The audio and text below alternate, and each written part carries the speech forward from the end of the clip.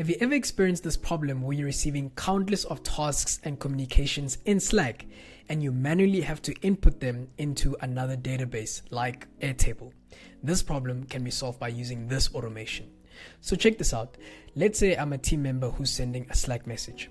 So I'm going to say create a Slack to Airtable automation. Great. And then a team member actually sees this message and they want it to be a task. So all they're going to do is they're going to react to the message. And what should happen is that once they react to the message, then it's going to be passed straight into Airtable. So check this out. I'm going to give it a thumbs up. Boom. And as you can see, it immediately then gets sent into Airtable. And there it is. Create a Slack to Airtable automation. And as you can see, the status is pending. What an amazing automation. Hi, my name is Peter from Connex Digital. We are an automation agency that specializes in streamlining companies' workflows and entire operations. If you're interested in working with us, please be sure to visit our website, which is connex.digital, and that is where you can actually book a free discovery call with us. If you're looking at speaking to one of our consultants, please be sure to check the links down below in the description. Without further ado, let me show you how you can build the Slack to Airtable automation. Okay, so first things first, the main digital automation platform that we'll be using is makedotcom. We will be using 3 modules for this scenario. The first module is a Slack Watch New Events module. And essentially what this means is that it's going to have a webhook. So it's going to wait to receive data from Slack when a reaction takes place. And so this module just acts as a receiver of the new reactions that take place within Slack. And then from there, once the trigger is then set, then it's going to go to the next module, which is a Slack get a public channel message. And so here we are mapping 2 things. We are mapping the public channel as well as the message ID timestamp. All right.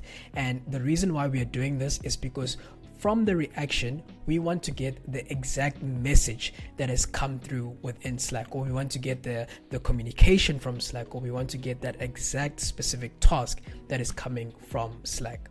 And so that's the reason for this module. And then once we're done with this module, then from there, we're going to map it into the last module, which is Airtable, which is create a record. From here, a record is then going to be created in Airtable. And so you need to make sure that you set up your connection here in Airtable, and then you pick the base. And here, as you can see, the base is Slack tasked to Airtable.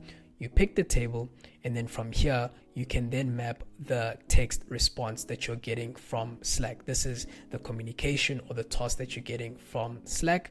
And then from here, what I did is that I just set the status to pending. So here you can actually play around with it. You can leave it as empty, in progress, pending, and complete. That's just based on your specifications and your criteria. But for the purposes of this, I just made it pending. And then once you do that, you just click on save. And voila, that's it. This is a very simple way of building a Slack to Airtable automation.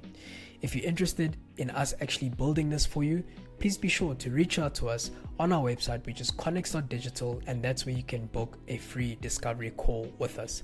If you're looking at speaking to one of our consultants as well, please remember that you can check the links down below in the description. If you like this video, please be sure to give us a like, a share, and also subscribe to our channel so that we can give you more amazing content. Please leave us a comment down below and let us know what you think of this automation. And thank you guys so much for watching this video. I'll see you in the next one. Cheers.